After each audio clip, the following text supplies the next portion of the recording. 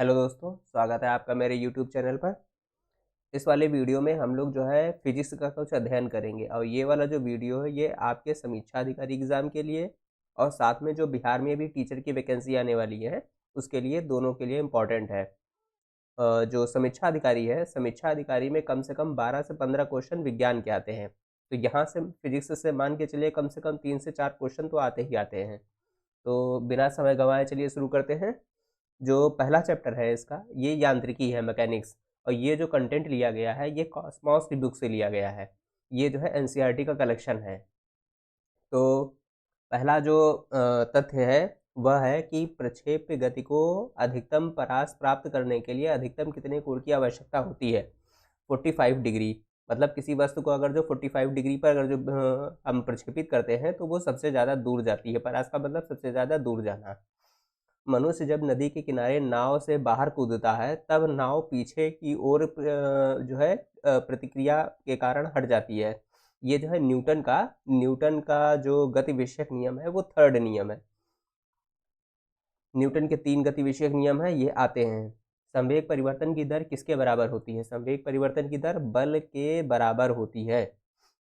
Newton का प्रथम नियम किसे कहते हैं? जड़त्व का नियम, यानी इनर्शिया। इसका मतलब है कि जो वस्तु विराम अवस्था में है वो विराम अवस्था में रहेगी, गति अवस्था में है तो गति अवस्था में रहेगी जब तक उस पर कोई बाह्य बल ना लगाया जाए। यह इसका प्रथम नियम है। फिर है प्रचालित मशीन यानी वॉशिंग मशीन का कार्य किस सिद्धांत पर कार्य करता है?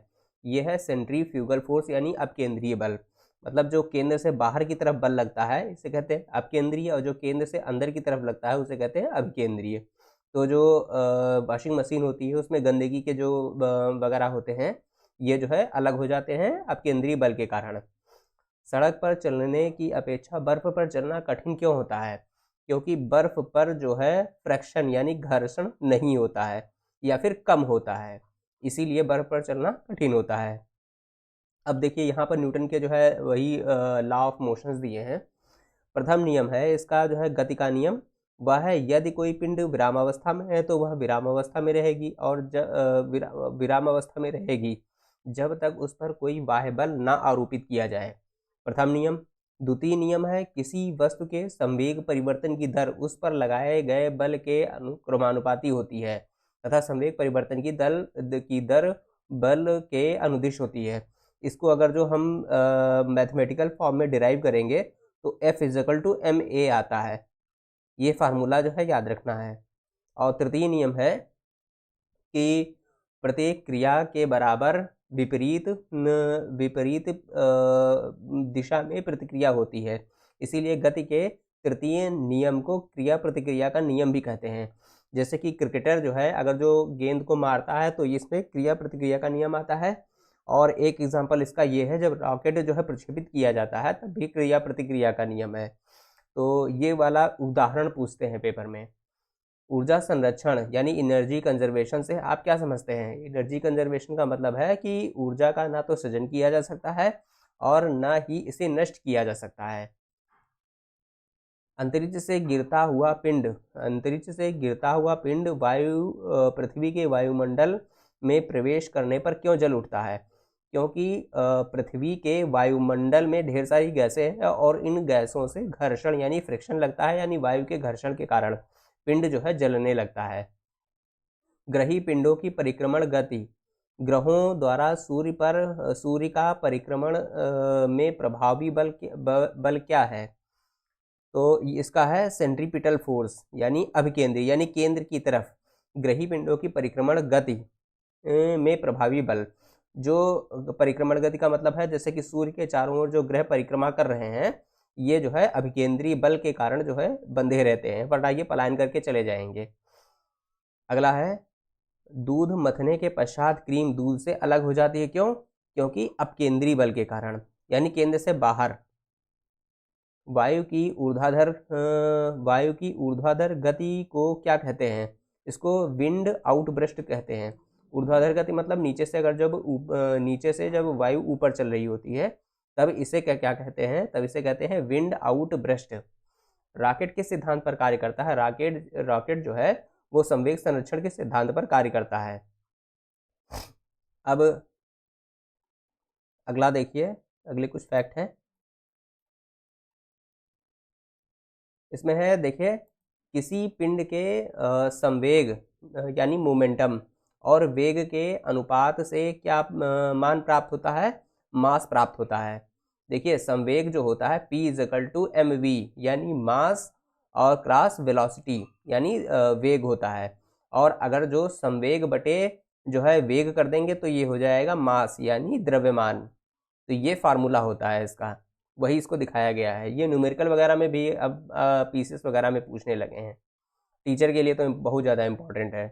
त्वरण ज्ञात करने का प्रमुख सूत्र क्या है?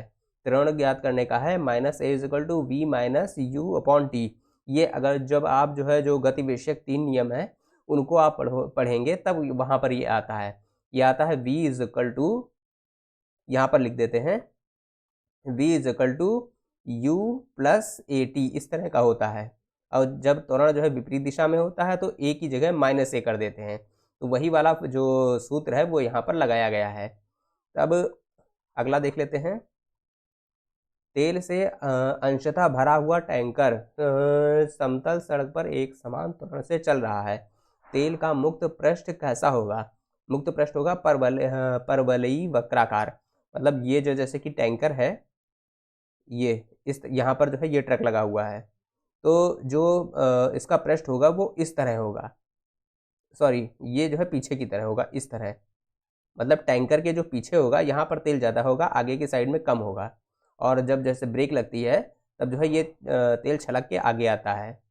और इसीलिए इसको रोकने के लिए इससे मतलब टैंकर डिसबैलेंस ना हो, इसको रोकने के लिए यहाँ पर यंगल टाइप के लगे रहते हैं। जैसे कि ये टैंकर है, यहाँ पर जो है गोल गोल यंगल रहते हैं, बीच में छेद रहता है, ताकि जो है तेल मतलब आर पार हो। बाकी जो है इसकी जो वेव जनरेट होती हैं वो जो है डिस्ट्रॉय हो जाए यानी नष्ट हो जाए। एक समान वृत्तीय गति पर त्वरण सदैव कितना रहता है? उपस्थित रहता है। एक समान अगर जो वृत्तीय गति यानी इस तरह से अगर जो कोई वृत्तीय गति कर रहा है तो त्वरण यानी एक्सीलरेशन सदैव उपस्थित होता है, क्योंकि इसकी गति की दिशा बराबर बदलती रहती है। इसकी उपस्थिति के कारण ब्लैकबोर्ड, किसकी उपस्थिति के कारण ब्लैकबोर्ड तथा कागज पर लिखना संभव हो पाता है? घर्षण के कारण।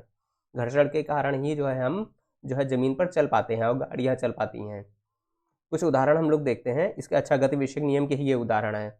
जो पहला नियम क्या है? पहला नियम ये है कि जड़त्व का नियम है, यानी अगर जो विराम अवस्था में है तो विराम अवस्था में रहेगी जब तक उस पर कोई बाह्य बल ना लगाया जाए। तो इसी के उदाहरण है कि चलती गाड़ी के रुकने पर उसमें बैठे यात्री का आगे की ओर झुक जाना, पेड़ से फल टूटकर नीचे गिरना, कपड़े को डंडे से पीटने पर धूल कणों का अलग हो जाना। सारे देखिए बाह्य बल लग रहे हैं, तब जो है इसमें जो है अलगाव, तो इसमें जो है कुछ बदलाव हो रहा है। दूसरा नियम क्या है? दूसरा नियम है F is equal to M A, ये वाला है ना, यानी मास क्रॉस सॉरी द्रव्यमान क्रॉस द्रव्यमान गुणे त्वरण। गेंद पकड़ते समय खिलाड़ी अपने हाथों को पीछे की ओर खींच लेते हैं। पीछे ओर खींचने से क्या होता है? त्वरण कम हो जाता है और बल भी कम हो जाता है, तो जो है हाथ में चोट नहीं लगती है। बंदूक से गोली निकलते समय बंदूक पकड़ने वाले व्यक्ति को पीछे की ओर जो है धक्का लगता है, क्योंकि जैसे कि जो गोली आगे गई तो उतना ही फोर्स उसने पीछे की तरफ लगाया, तो इसीलिए धक्का लगता है। तो ये जो है तृतीय नियम है न्यूटन का गति विषयक नियम। रॉकेट वायुयान की गति, ये भी एक उदाहरण है, ये तो अभी बताया था। और चप्पू चलाने पर नाव का आगे बढ़ना, ये इसके उदाहरण हैं। ये उदाहरण इंपॉर्टेंट है, उदाहरण से दे के ये पूछा जाता है कि कौन से नियम पर आधारित है। आवर्त गति, सिंपल हार्मोनिक मोशन। सरल आवर्त गति के दोलन में किसकी आवश्यकता होती है? प्रत्यास्थता एवं जड़त्व दोनों की आवश्यकता होती है। सरल आवर्त गति होता है किसी एक मध्यमान स्थिति के दोनों तरफ जब जो है गति होती है तब उसे सरल आवर्त गति कहते हैं। जैसे कि पेंडुलम, जो पेंडुलम होता है, जैसे ये मध्यमान स्थिति हो गई बीच वाली, अगर जो इसको एक तरफ ले जाके छोड़ दिया जाए तो ये इस तरह जो है ऑसिलेशन करने लगता है, यही होता है सरल आवर्त गति। कमानी तुला किस सिद्धांत पर कार्य करती है? कमानी तुला जो है हुक के नियम पर कार्य करती है। जब एक कार की गति दुगनी कर दी जाती है तब उसको उतनी ही दूरी में रोकने के लिए ब्रेक बल कितना लगाना होगा? 4 गुना। 4 गुना कैसे लगाना होगा? जो बल क्या होता है? ma होता है, और ए जो है वो, सॉरी इसको इस तरह वाला नहीं, ये वाला लगेगा, बल बराबर 1/2 mv², ये वाला एक फार्मूला होता है। ठीक है, तो जो v है, इसमें क्या कहा है, कार की गति दुगनी कर दी जाए, ये त्वरण वाला फार्मूला था, ये वेग वाला है। अगर तो इसकी गति दुगनी कर दी जाए, v बराबर 2 हो गया, 2v, अब स्क्वायर कर देंगे तो कितना हो जाएगा, 4। वैसे ही पूछा है, तो समझा इसलिए दिया है ताकि इस तरह का अगर जो कुछ और क्वेश्चन आए कि 5 गुनी कर दी जाए, 6 गुनी कर दी जाए तो क्या होगा, तो ये आपका लग जाए। जेट इंजन किस सिद्धांत पर कार्य करता है, रेखीय संवेग संरक्षण के सिद्धांत पर कार्य करता है। अब देखिए उत्तोलक, ये वाले क्वेश्चन आते हैं और खूब यूपी ट्रिपल एससी में भी पूछा गया है, और जो है पीसीएस में भी पूछा गया है। तो इसको ऐसे याद रख लीजिए कि एक एक याद कर लीजिए, कैंची, सरौता और चिमटा, एक एक याद कर लीजिए, कैंची, सरौता, चिमटा। तो प्रथम श्रेणी के उत्तोलक में क्या है, कैंची, हैंडपंप, साधारण तुला और प्लास। और द्वितीय श्रेणी के उत्तोलक में क्या है, सरौता, नींबू निचोड़ने वाली मशीन, और तृतीय श्रेणी में है स्टेपलर, चिमटा, मनुष्य का हाथ। अब इसको समझाने को तो बहुत कुछ है, हालांकि कि जो है इसमें भार, आलम्ब और जो है किसके बीच में क्या क्या रहता है, तो लेकिन जो है इतना भी समय नहीं है इसमें, अगले वाले किसी वीडियो में मैं इसको पूर्ण रूप से समझा दूंगा।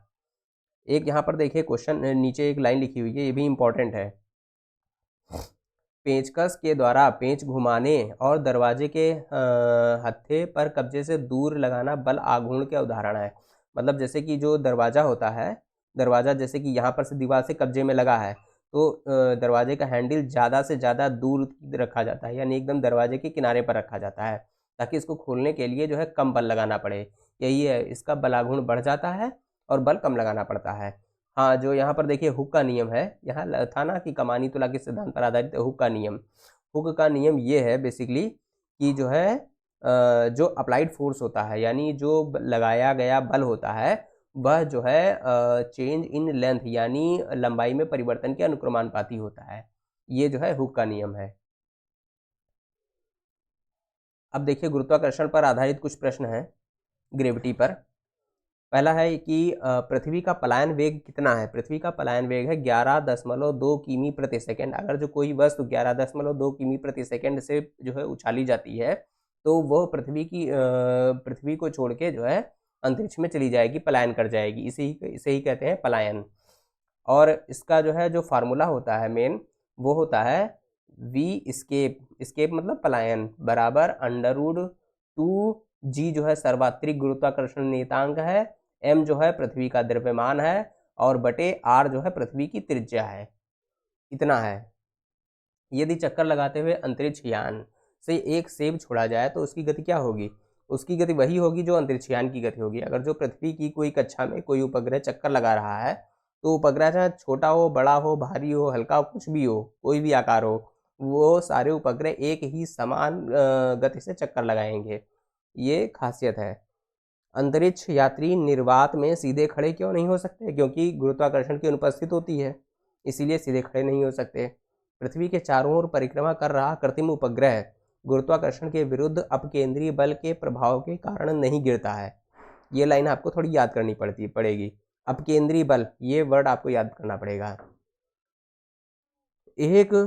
एक जियो स्टेशनरी किस, यानी भू उपग्रह, जियो सैटेलाइट, एक भू उपग्रह किस बल के प्रभाव से अपने कक्षा में निरंतर गति करता रहता है।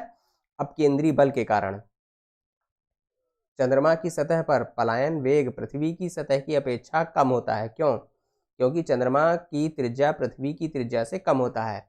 देखिए यहीं पर ये फार्मूला देख लीजिए, 2gm/r। तो 2 और जो कैपिटल जी है, यानी सार्वत्रिक गुरुत्वाकर्षण नियतांक, ये जो है तो हमें समान ही रहेगा, इसको छोड़ दीजिए। अब उसके बाद में देखिए m, चंद्रमा का जो है द्रव्यमान कम होगा और चंद्रमा की त्रिज्या r भी कम है। जब ये सब कम है तो जो एस्केप वेलोसिटी है, यानी जो पलायन वेग है, ये भी कम हो जाएगा। तो इसीलिए इसका पलायन वेग चंद्रमा का कम होता है। भारहीनता की स्थिति किस कारण होती है। भारहीनता की स्थिति गुरुत्वाकर्षण की शून्य स्थिति के कारण होता है। गुरुत्वाकर्षण की शून्य स्थिति। एक लड़की झूले पर बैठी स्थिति में झूला झूल रही है। उस लड़की के खड़े हो जाने पर आवर्तकाल पर क्या प्रभाव पड़ेगा? झूला तेज हो जाएगा या फिर कह लीजिए आवर्तकाल कम हो जाएगा। मतलब कम समय में वो ज़्यादा ऑसिलेशन ज़्यादा जो है दोलन करेगा, तो मतलब यही तो हुआ, झूला तेज हो जाएगा। फार्मूला इसका ये है कि T is equal to 2π√L/G। L है लंबाई किसकी, जहाँ से जो है वो झूला लटका है, और उस बिंदु की जो जो लड़की है उसका जो है जो गुरुत्वीय माध्य है वह बिंदु। तो अगर जो लड़की खड़ी हो जाती है तो इसका जो मतलब मिड पॉइंट है यानी मध्य बिंदु है गुरुत्वाकर्षण का, वो जो है ऊपर हो जाएगा। तो ये वाली जो लंबाई है वो घट जाएगी। जब लंबाई घट जाएगी तो आवर्तकाल क्या हो जाएगा? आवर्तकाल भी कम हो जाएगा।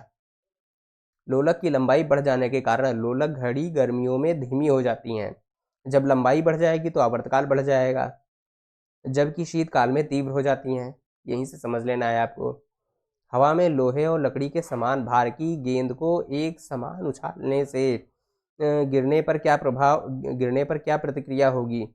जो लकड़ी की गेंद है वह बाद में गिरेगी। अब देखिए, गुरुत्वाकर्षण, अगर जो हम बात कहें कि गुरुत्वाकर्षण, तो गुरुत्वाकर्षण बल दोनों पर समान बल लगाएगा। अगर जो हवा की उपस्थित ना हो तो दोनों जो है समान समय में गिरेंगी, यानी कोई आगे पीछे नहीं गिरेगी। लेकिन यहाँ पर उपस्थित है हवा, तो जो हवा की उपस्थिति के कारण जो है जो अधिक भार वाली वस्तु है उस पर जो है फ्रैक्शन यानी घर्षण अधिक लगेगा।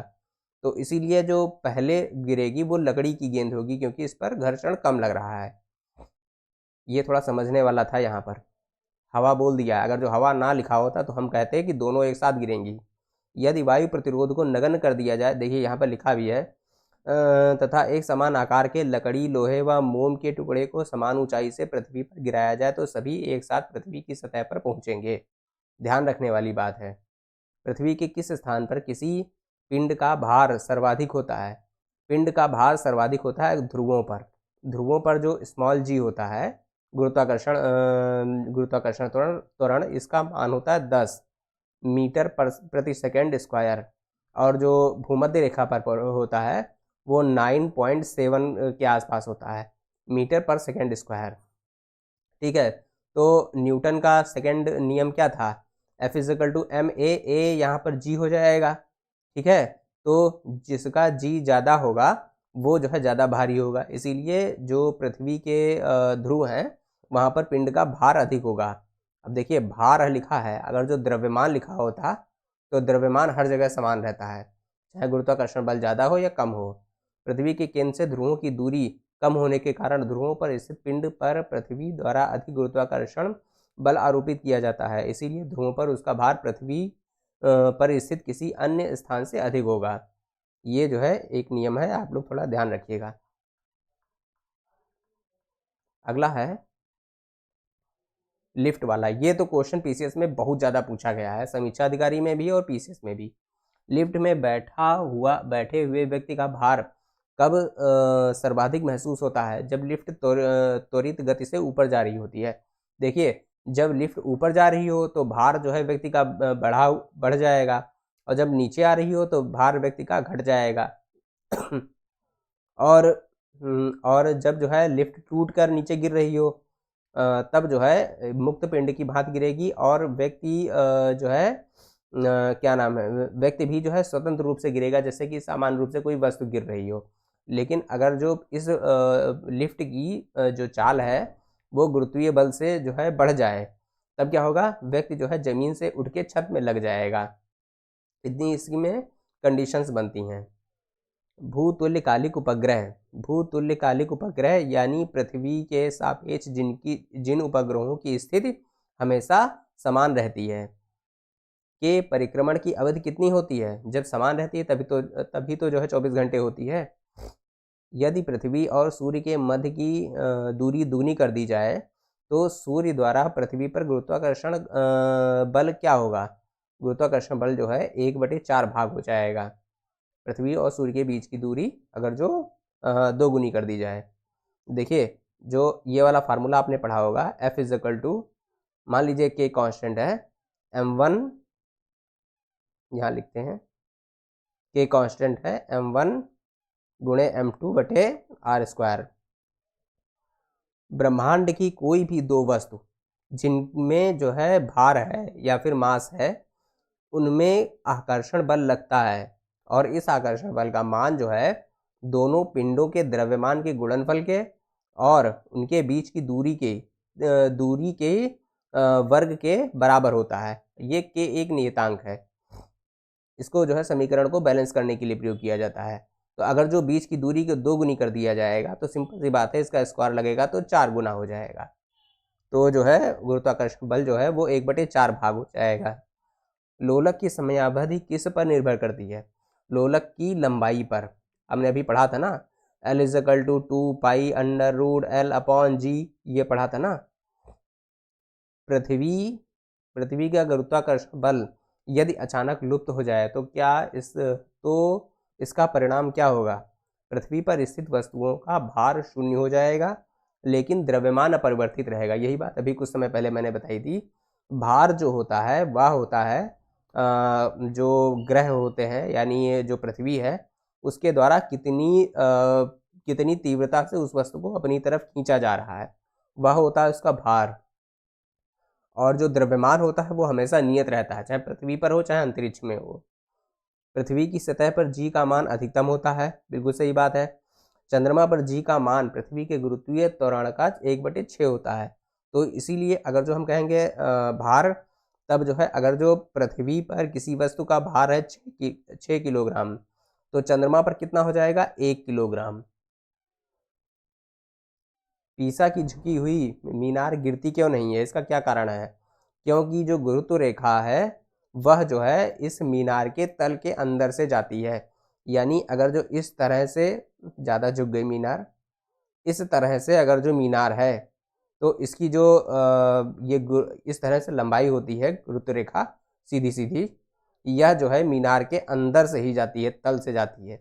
इसीलिए जो है ये मीनार नहीं गिरती है।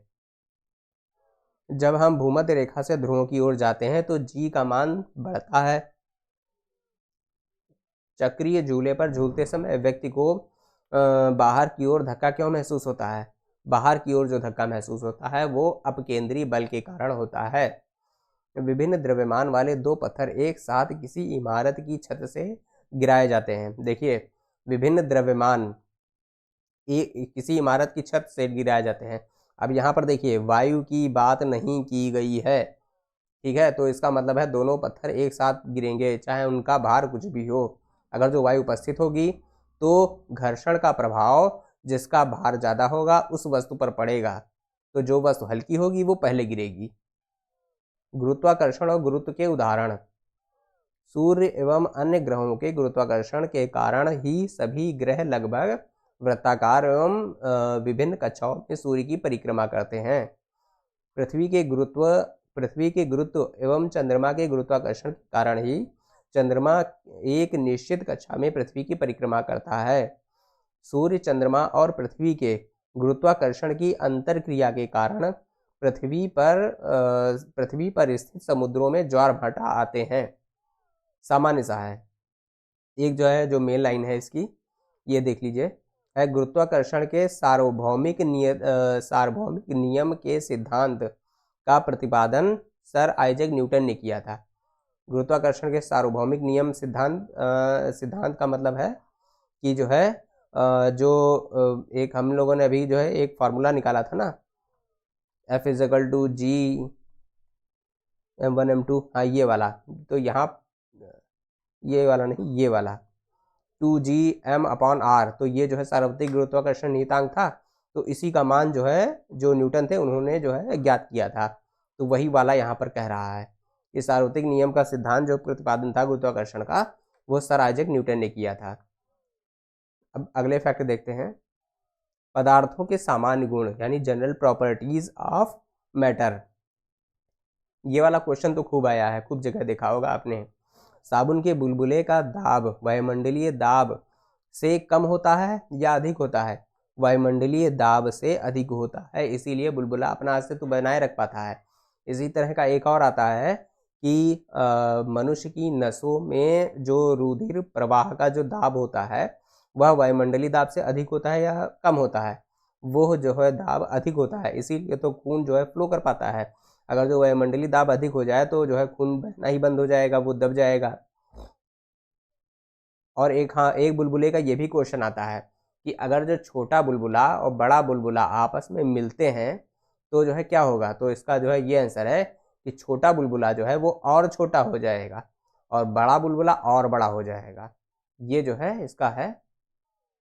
स्वचालित हाइड्रोलिक ब्रेक किस सिद्धांत पर कार्य करती है? पास्कल के नियम की पर कार्य करती है। बर्फीले क्षेत्रों में शीतकाल में जब झील की ऊपरी सतह का पानी बर्फ में बदल जाता है, फिर भी उसके अंदर रहने वाले जलीय जीव जीवित रहते हैं, क्योंकि पानी का घनत्व 4 डिग्री सेंटीग्रेड पर सबसे अधिक होता है। इस कारण झील के भीतर पानी नहीं जमता है। ये वाली जो लाइन है कि पानी का घनत्व 4 डिग्री सेंटीग्रेड पर सबसे अधिक होता है, ये लाइन आपके लिए सबसे ज़्यादा इम्पॉर्टेंट है, इसको खूब पूछा गया है। नदी से समुद्र में प्रवेश करने पर किसी जहाज की क्या प्रतिक्रिया होती है? देखिए, जो नदी होती है, नदी में जो है कोई लवण वगैरह तो मिले नहीं होते, तो इसका घनत्व जो होता है वो कम होता है। तो घनत्व कम होता है तो यानी इसका जो द्रव्यमान होता है वो भी कम होता है। तो इसीलिए जो जहाज है उसको तैरने के लिए ज़्यादा पानी हटाना पड़ता है, और वहीं जो समुद्र में आता है तो उसको तैरने के लिए कम पानी हटाना पड़ता है। तो इसीलिए जहाज जो है थोड़ा सा पानी से ऊपर उठ जाता है। जब किसी झील की तली से उठकर वायु का बुलबुला ऊपरी सतह पर आता है तो उसके आकार पर क्या प्रभाव पड़ता है? सामान्य सी बात है, जब झील के अंदर था तो उस पर दाब ज़्यादा लग रहा था, जब बाहर आ जाएगा तो दाब कम लगेगा, तो बुलबुला बढ़ जाएगा। किसी वस्तु की मात्रा बदलने पर उसके घनत्व पर क्या प्रभाव होगा? किसी वस्तु की मात्रा बदलने पर उसके घनत्व में कोई प्रभाव नहीं पड़ेगा, क्योंकि घनत्व का जो सूत्र होता है, आयतन बराबर md यानी द्रव्यमान गुणे घनत्व, ये सूत्र होता है। तो मात्रा से कोई मतलब ही नहीं है। हवाई जहाज से हवाई जहाज से यात्रा करते समय पेन से स्याही क्यों निकाल देते हैं? क्योंकि वायुदाब में कमी आ जाती है। अगर जो वायुदाब में कमी आ गई तो पेन की जो निब का दाब होता है वो अधिक हो जाएगा और इंक बाहर फैल जाएगी। नदी की अपेक्षा समुद्र में तैरना आसान क्यों होता है?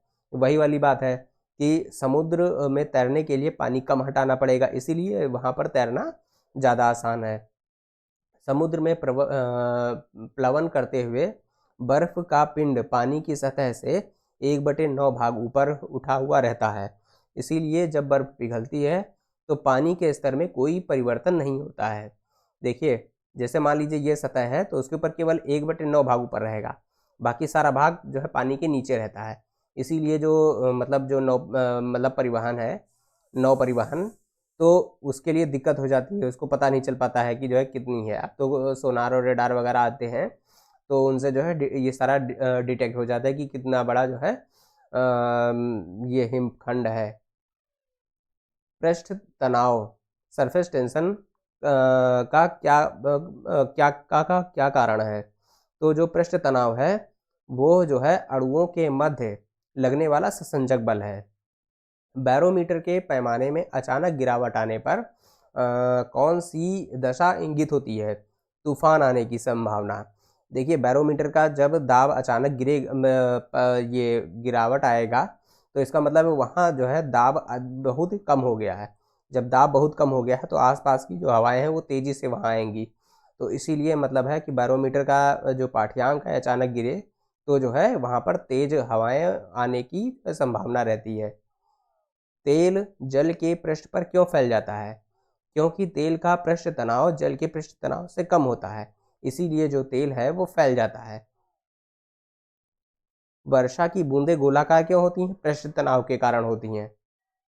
कुएं से पानी से भरी बाल्टी को ऊपर खींचते हैं तो क्या अनुभव होता है? जब तक बाल्टी कुएं के पानी के अंदर रहती है तब तक हल्की लगती है, जो पानी के बाहर आती है तुरंत क्या हो जाती है, उसका भार बढ़ जाता है। अब देखिए कुछ अगले हैं फैक्ट।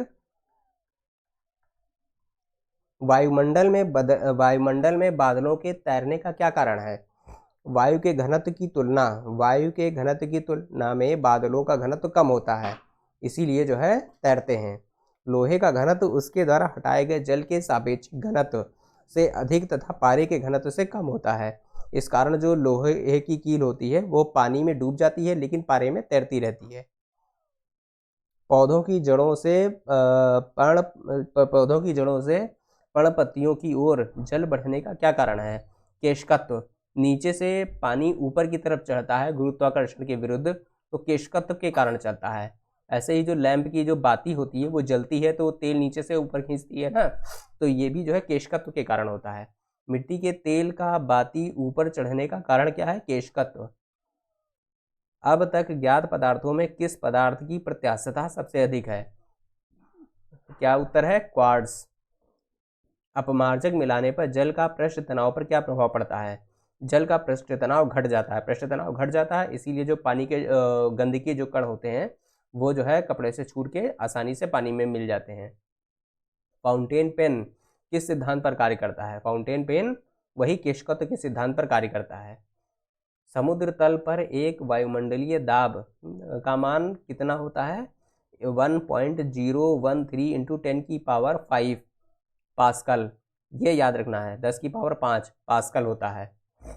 जल का सापेक्षिक घनत्व किस ताप पर सर्वाधिक होता है? सापेक्षिक घनत्व 4 डिग्री सेंटीग्रेड पर सर्वाधिक होता है। ये -4 नहीं है, केवल 4 है, ये यहाँ पर डैश लगा के लिखा गया है। जल से भरी बाल्टी को हिलाकर छोड़ देने पर कुछ समय पश्चात जल अपने आप स्थिर क्यों हो जाता है? श्यानता के कारण। श्यानता बल जो है वो द्रवों में लगता है।